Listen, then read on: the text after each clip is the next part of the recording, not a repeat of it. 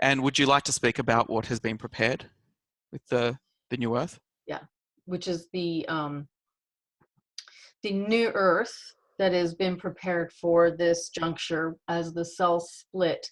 That new Earth is already waiting. It's already completed. It's already been there for a long time. Now the new Earth is actually the true version of density as opposed to the hologram. So now everything about us becoming has everything to do with becoming in the density of being what we truly are, not the hologram. The hologram is a preparation for this. So the true experience and exploration and learning and the true evolution will be on that true version that is not a hologram. That is the without the counterfeit, without the mimic. Right. And that's already prepared. And you know, I was shown this when I was very little, and I started receiving this information when I was a baby, because the stuff that I was shown prior to coming in had to do with all the entire dismantling and the entire sequence unto the end, so that when I was born, they started showing me I was shown the specific things like the second Earth, and explained about the density, and explained about what the hologram is versus density, and how this is basically a preparation for everybody in order to become. It's the infiniverse becoming through us. We are the becoming. Therefore, the infiniverse, creation itself, is becoming. And so this is really what we were supposed to already have done, but we haven't. And when that splitting occurs, then you can look at it as two universes have split apart. And one will undo itself onto the end of it in its own dissolution, because it can't continue to perpetuate itself anymore, because the entire system of infinite verses are at stake as a result of what's been going on here. So this splitting is literally it's a universal splitting, and on the one hand, everything is going to be done in that, and you can even say that would be the antiverse result. I'm referring to the splitting of this world is going to be in that anti-creation version of the universe that gets split off in a cell, because the new Earth is a different universe. This is basically, it's right here. It's literally right here, okay? It's very close to us. But what separates it is that it's an entirely different universe. Now, in terms of the transplanting, as you were shown it, when people were transplanted there, did it require any ships or crafts or anything like that? None. No. How did it occur? There's no crafts. As you were shown. There's no crafts. There's various ways it's going to happen. One of them is that people expire here by choice, because they just don't want to go through stuff, and then at which point they will be transplanted through that process. And there will be they will start their real density life. Others have chosen to go through this so that they can accelerate their becoming and get back a lot of their gifts, so that they will be able to almost like through phasing. There's a phase that happens with an intervention that occurs, and this intervention will transplant people when they're finished and completed what they feel they need to go through here when it all gets dismantled. Thank you. And I think a lot of people need to hear that, because I know that there is a lot of adversarial groups which are promoting the crafts and boarding crafts, and the Hollywood machine has been putting that out there, and a lot of their which they are adhering to the law of confusion. Everything to do with this binary system they are working it in accordance to the law of confusion. Even with what's been inserted in the Bible, and all the religious texts include the law of confusion within those works. Absolutely. That's why most people are chasing their tails, Yeah. trying to figure it out. No, there's no crafts. There's none. And even the initiates in these mystery schools Mm-hmm. aren't getting the true interpretations as well a lot of the time. So, okay, again, unless you're the highest of adepts. No, again, I want to say, okay, I really need to be clear about this. Everything that has been created in these infinity systems, all the technology is based on what we are, because we are the ultimate technology. It's based on us. It's based on what we can do naturally. Our highest potentials. Right, yes. right. So all of this is the shortcut version of the fallen angels who came and lost their estate. Disconnected, yeah. And disconnected. So they had to find a back way to access. And this is where a lot of the technology comes from. Well, they were stripped of a lot of their abilities, and, right. and they've been placed in quarantine. So what happens, so what happens when that happens is that they have to find a shortcut version to access that through whatever means, which is the artificial. And this is where technology comes from, but it's based on what we have and are by nature. So when this happens, when this splitting happens, the universe and what it's doing right now, well, I should say the infiniverse, because it's all the infinite verses doing this together to, converge here, okay, at this one tiny cell point of existence in potential. When all of this happens, it's coming together, and the intervention is going to accelerate us at that point for the transplanting. Okay. A lot of the mammals are already going there. They're already doing it. A lot of the whales and dolphins, a lot of the mammals on the planet are already choosing to just die. Yeah, they're not having an easy time. Because they're ready to go already. They just, and there are measures being taken, because the ones that are going to stay until the end, which a lot of us are staying till the end, because we're a part of this, they're going to help with the frequency and with actually bringing in and holding because without them, we would have a really hard time. Yeah. We are working in unison, and we need them and they need us. So the agreement with many of them is that they will. And there's going to be a large portion of the ocean that's going to be hit when this comes in, which is going to wipe a lot of them out. Yeah, well, we're both being shown as well in scene outside the binds of time in what we've been allowed to know and be shown. The sea's boiling. Yes, yes.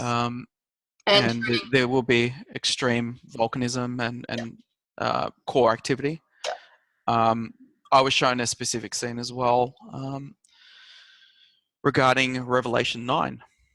And it was just a quick scene, and I was touching the ground, and the ground was very warm to the touch. Mm-hmm.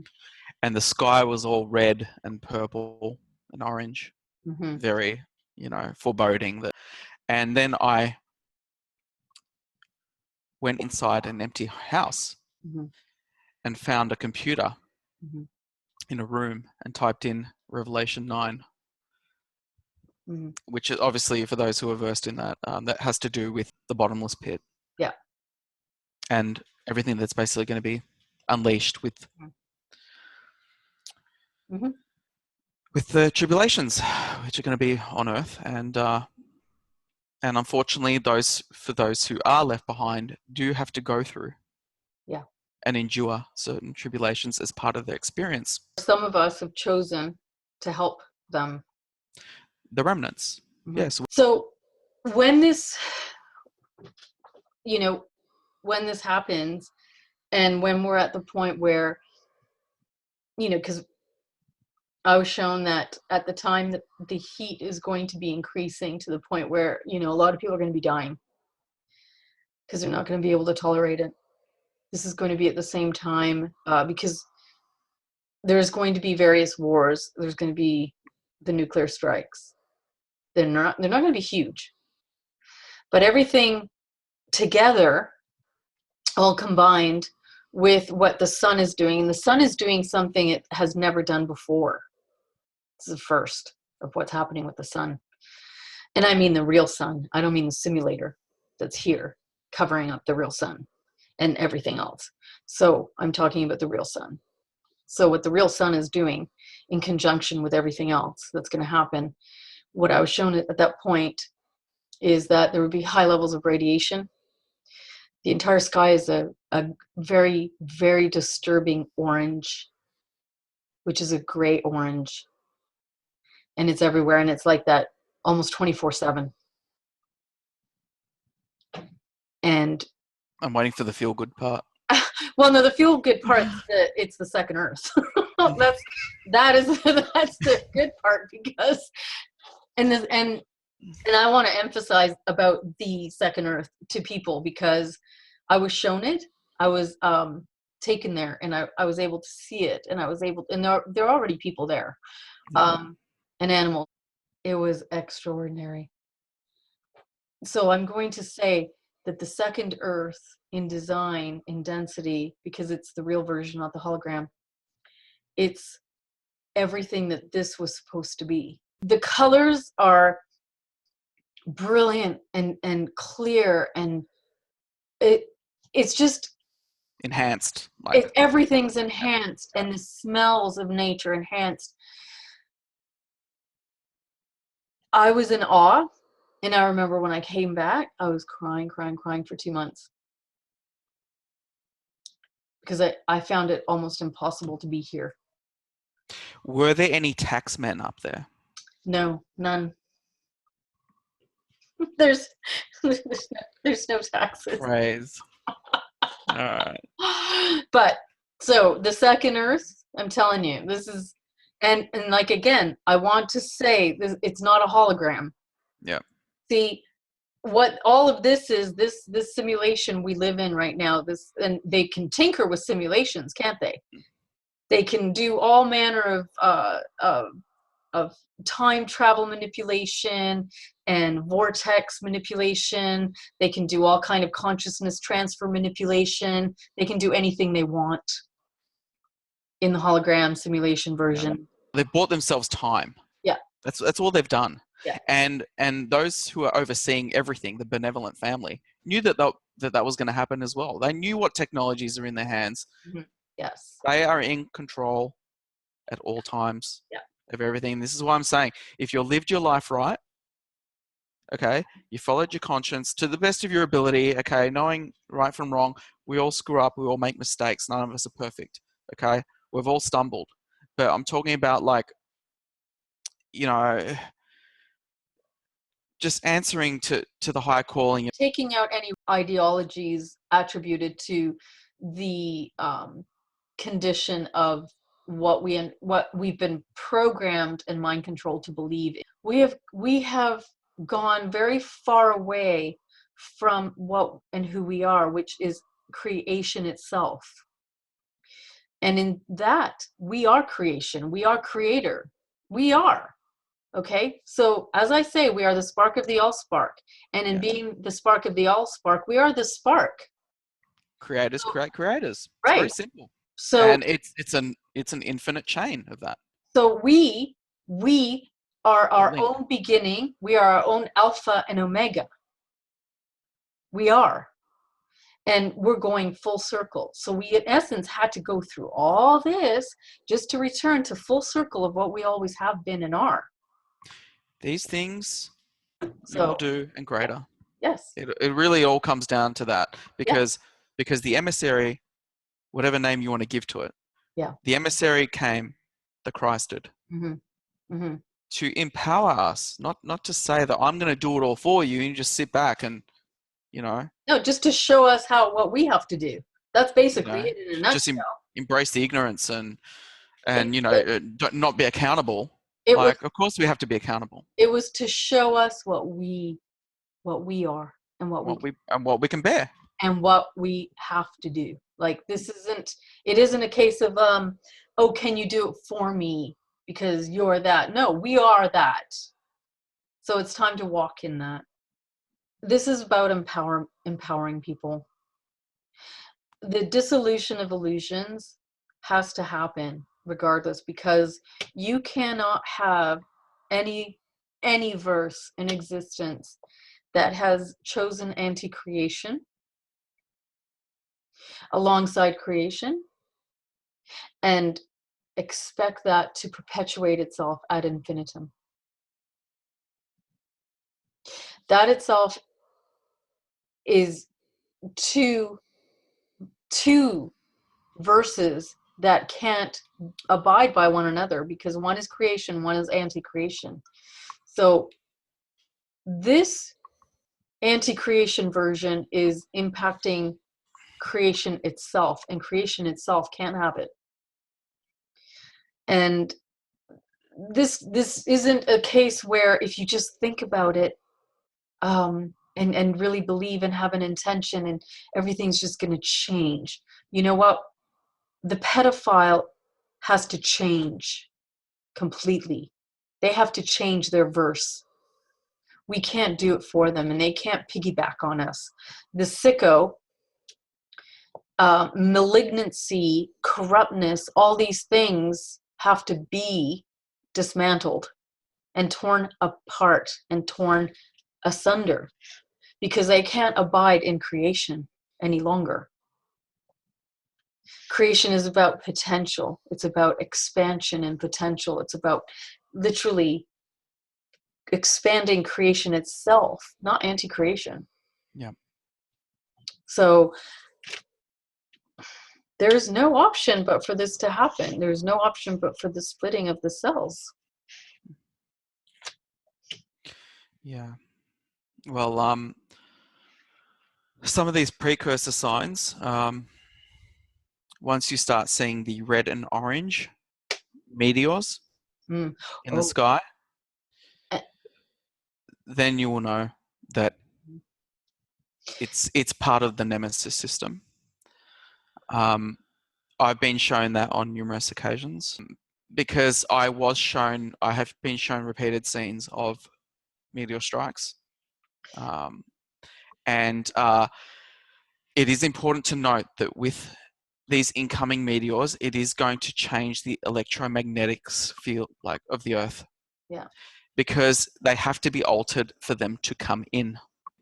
Because we are part of a containment system, so the fields have to be altered in order for these entries to take place.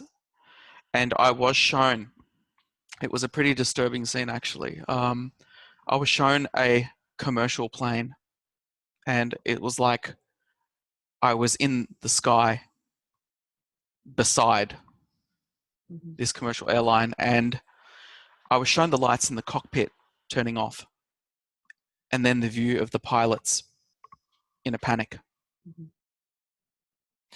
And the next scene after that were these meteors coming down at night.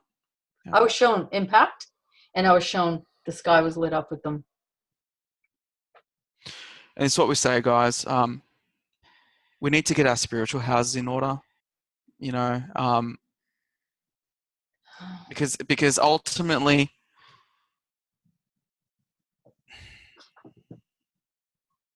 these events are going to change everything. And there is going to be Exodus. I mean, the Exodus account of Moses was based upon the precursor of these events, but obviously they give a limited version and a storied version. But the science of what happens coincides. The science can correlate that the influences and the effects of this system will bring about the changes that were seen back in those days. The evidence is there. Much of it has been suppressed, but the evidence is there, and they do mainstream schooling and science does lie to people about the frequency of these pole shifts, because a pole shift will occur And we are eventually. shifting already. The other thing is the ocean, what the Earth is experiencing, where they're not telling anybody why this is happening, but there's footage in various locations around the Earth where the ocean just, what happens with a tsunami prior to that is that the ocean draws into itself and leaves land. And then this, right, the receding. But what's occurring is that water's receding, but there's no tsunami. This is also a reaction and a response to the binary system coming in, and it's affecting the electromagnetics, yeah. affecting everything, and it's tilting the planet, by the way. And the pole is shifting already. So these things that are occurring are a reaction to all of this that is already happening. Yeah, and that takes me to an experience that I had many years ago as well, in what I was shown, because I was actually placed to experience the pole shift, or I should say an aspect of the pole shift, which was quite disturbing as well, where I was in a cave system. Mm-hmm. And it was pitch black outside. You couldn't see anything, but there was such a ferocious wind outside, and I'm talking like above 500 kilometers an hour. Mm-hmm. Like if you were to stick your, forget it, you go bye-bye. Mm-hmm. So, and it was also showing me that the Earth opening up. So when I winded up correlating the theoretical science about what would happen during a theoretical pole shift, it just happened to match all those things as well. And this is how I know that a lot of what I've shown is not just dreams, or I don't relegate that. And everything that I'm shown, I research. I know a lot of people are waking up more so to the realities of what's happening right now, and what is an acceleration that's occurring. And that's really how it's going to be. It's people are going to have a harder and harder time denying that something is really off. This is exactly why we keep emphasizing that people need to start preparing for now with food, water, purification systems, lanterns. It's just a good thing to have. We're not saying go overboard. We're not saying spend your life savings on this stuff, or to go get ridiculous and, buy 10 years worth of food.